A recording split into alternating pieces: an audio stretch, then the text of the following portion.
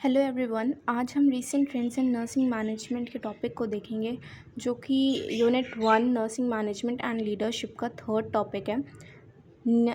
Recent trends and issues in nursing services and management. Okay, तो इसमें जो recent trends होते हैं वो ये होता है, जो भी अभी रीसेंट के चेंजेस चल रहे हैं, सिनेरियोज हो रहा है और एडवांसेस आ रहे हैं, तो उसको हम डील करेंगे यहाँ पर। पहला है technology integration. Modern nursing integrates, यहाँ पे मॉडर्न नर्सिंग अब किसके साथ इंटीग्रेट कर रही है? एडवांस टेक्नोलॉजीज़ के साथ में इंटीग्रेट कर रही है। क्यों कर रही है? ताकि टू इम्प्रूव केयर डिलीवरी। ठीक है, जो भी हम हेल्थ केयर डिलीवरी दे रहे हैं उनको इम्प्रूव करने के लिए। ठीक है, इसमें 4 चीज़ें हैं। पहला है digital health, nursing informatics, less invasive tools, 3D printing. Digital health में आपने देखा होगा कि अब बहुत ज़्यादा स्मार्ट वॉचेस हो रही हैं, डिवाइसेस आ रहे हैं, ठीक, जिनको आप वेयर करके वो आपको बता सकते हैं वाइटल साइंस, जैसे कि ब्रीथिंग रेट बता सकते हैं और ऑक्सीजन सैचुरेशन बता सकते हैं।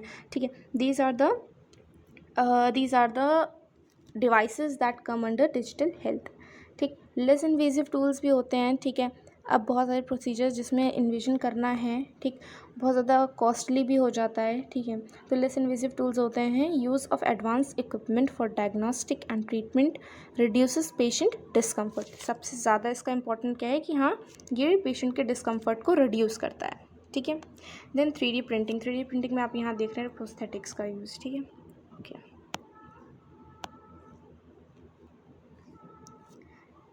सेकेंड है राइजिंग पब्लिक एक्सपेक्टेशन।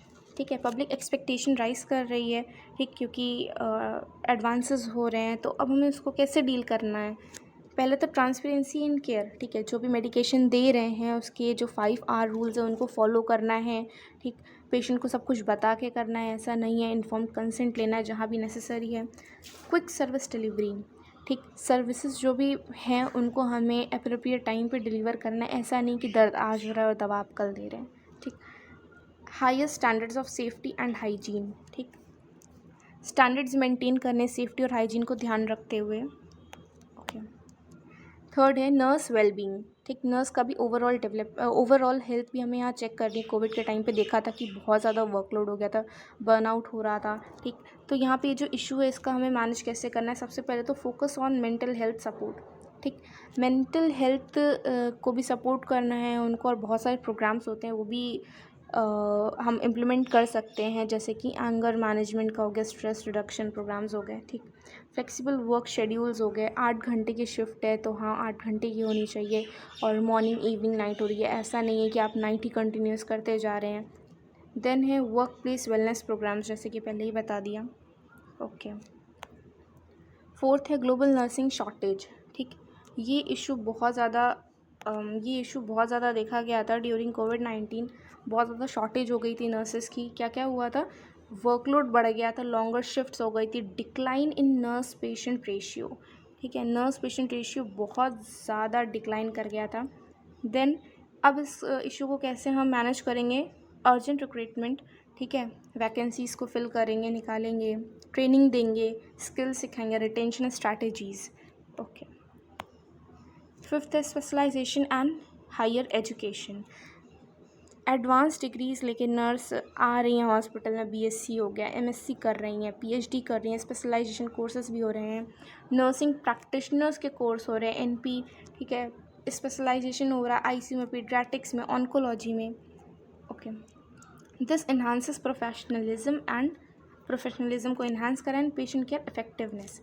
अब कोई भी रिसर्च करके आ रहा है तो एडवांस ट्रीटमेंट ही देगा वो, और उन एडवांसेस से क्या हो रहा है? पेशेंट केयर इफेक्टिव हो रही है।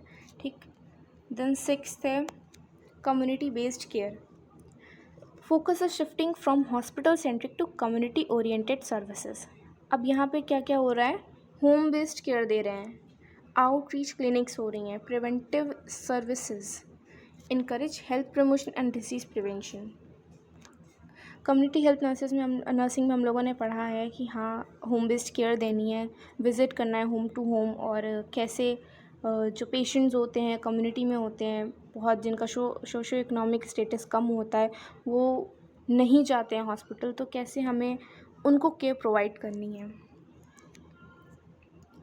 7th है इसमें टेलीमेडिसिन बहुत ज़्यादा प्रचलन में हो गया था ड्यूरिंग कोविड-19।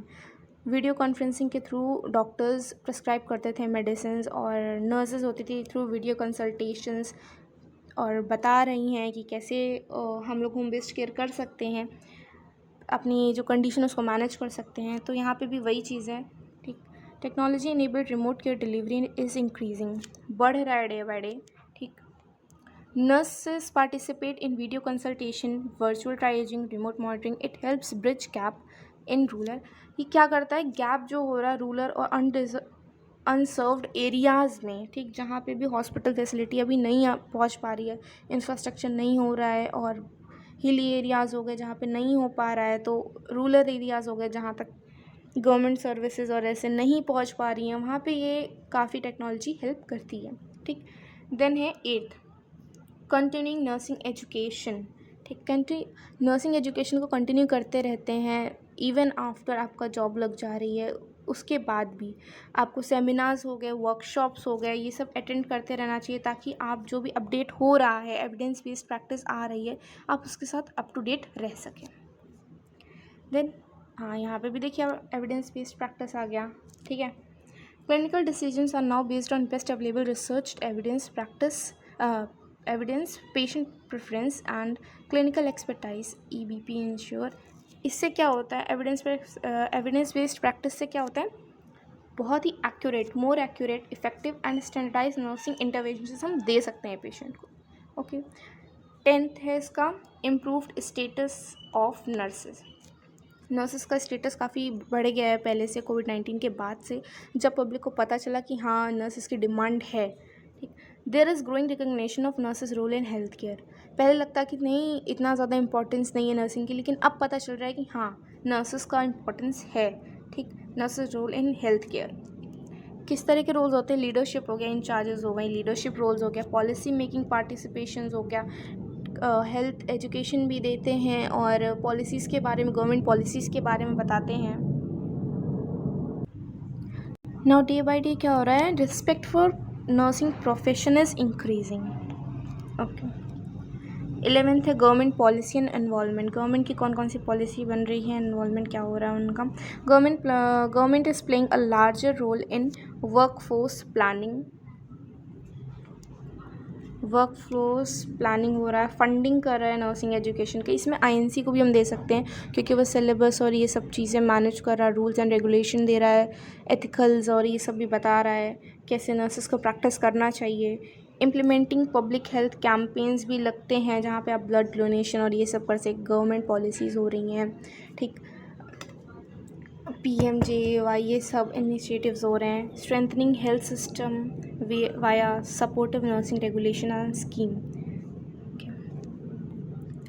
लास्ट इसका टॉपिक है 12th, that is infrastructure challenges. अब इंफ्रास्ट्रक्चर चैलेंजेस में भी बहुत सारी चीज़ें हो रही हैं, स्टाफ अच्छा है, स्किल्ड है, लेकिन इंफ्रास्ट्रक्चर में प्रॉब्लम है। यहाँ पे क्या हो रहा है,